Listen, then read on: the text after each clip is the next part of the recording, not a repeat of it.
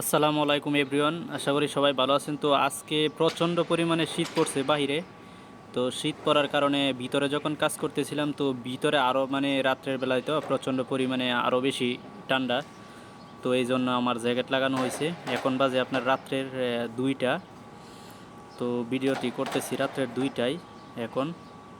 এইখানে রাত্রে যখন কাজ করি তখন একটা একটা এসি আছে, এখানে এসিটা চালানো হয় না আর কি। দিনে যদি কাজ করে তো এই পাশে আপনার প্রচণ্ড পরিমাণে এই পাশে ঠান্ডা হয়।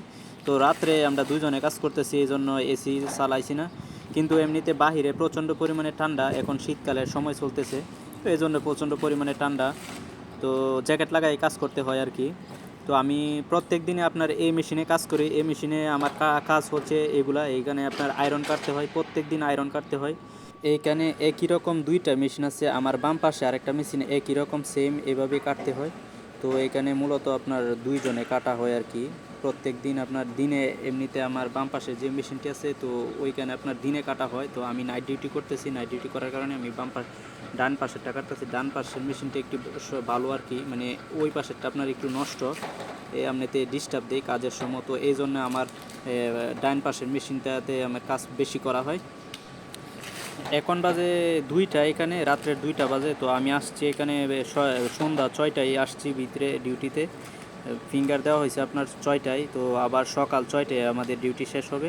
তো টোটাল আপনার 12 ঘন্টা ডিউটি করতে হয়, প্রত্যেক দিনই 12 ঘন্টা ডিউটি করতে হয়। আর যদি শুক্রবারে ওভার টাইম থাকে তাহলে তো শুক্রবারে করা হয়। এমনিতে আপনার শুক্রবারে যদি না থাকে তাহলে তো করা হয় না।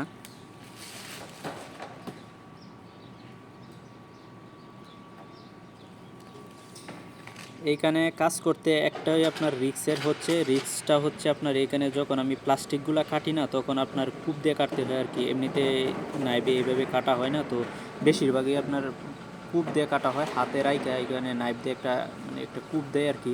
প্লাস্টিকের উপর একটা কূপ দিলে প্লাস্টিকটা চাপের কারণে কাটা যায়। তো এটা আপনার রিক্স দেখেন, এটা আপনার বলতেছি আধা কেজি ওজনের, এটা অনেক ছোট। তো এটা একটু মোটামুটি ভালো বড়। আর এইখানে এইটাও আপনার মিডিয়াম সাইজ, সবগুলোই আপনার এখানে মোটামুটি মিডিয়াম সাইজ আছে। তো বেশিরভাগ ছোটো হইলে সমস্যা আর কি।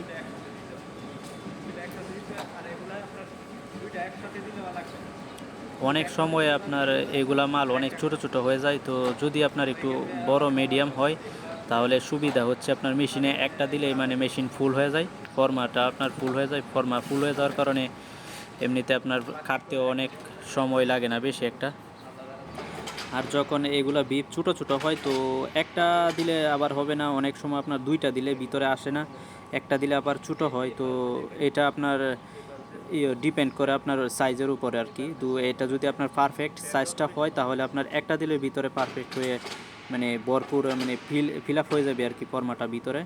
তো সাইজটা পারফেক্ট হলে প্রোডাক্টগুলো বেশি একটা সুবিধা হয়, কাটতে সুবিধা যেরকম প্রোডাক্টও বেশি কাটা যায় আর কি, বেশি পরিমাণে কাটা যায়। তো বেশি ছোটো হয়ে গেলে আপনার বেশি একটা কাটা যায় না। এইখানে আপনারা দেখতেছেন আমার হাতে একটা লাঠি। তো লাঠিটা ইউজ করার মূল কারণ হচ্ছে আপনার বেল্টটা আগে ছিল, এখানে বেল্টের একটা দাঁড় ছিল। প্রোডাক্টটা যখন এখানে বেল্টের উপরে পড়ে তো নিচ থেকে আপনার বেল্টে উপরের দিকে নিয়ে আসে, কিন্তু এখন এখানে দাঁড় নাই বেল্টের মধ্যে, আপনার কি বলে এটাকে, তো এগুলো নাই আর কি। তো এই জন্য আমার ভিতর থেকে আপনার লাঠি দেওয়া একটা নাড়াচাড়া দিতে হয় ভিতরে। তো নাড়া দেওয়ার কারণে মালটা পুরোপুরি চলে আসে বাহিরে। তো এই জন্য আমার লাঠি ইউজ করা, এটা কিন্তু ইউজ করা নিষেধ। তো এই কোম্পানিতে ফ্যাক্টরিতে এটাই নিষেধ। যদি এখানে আপনার কোনো বাহিরের কোনো লোক বলতে প্রোডাকশন কোয়ালিটি যদি দেখে তাহলে আপনার সমস্যা। তাও আমি লুকায় লুকায় করতে হয়। তো এই জন্যে আর কি। এগুলো হচ্ছে আপনার কাটার পরে দেখেন কত পাতলা পাতলা কাটা হয়েছে, দেখেন কত সুন্দর। এক একটা আপনার আলু যেভাবে স্লাইস করা হয় পটেটো চিপসের জন্য, দেখেন সেম এরকম সাইজে আসতেছে।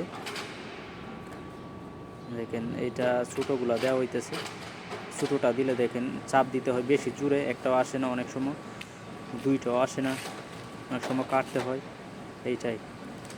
এখানে প্লাস্টিকটা আলাদা, সব কিছুই আলাদা করে ফেলতে হয়।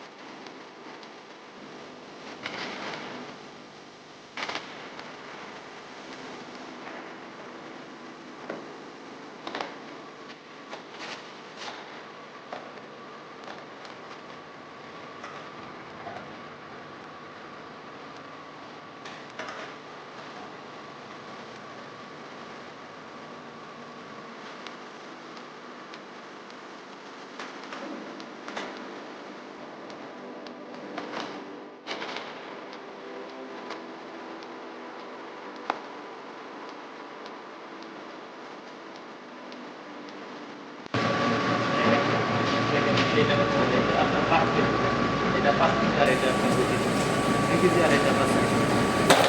মাঝে মধ্যে এগুলো আসে।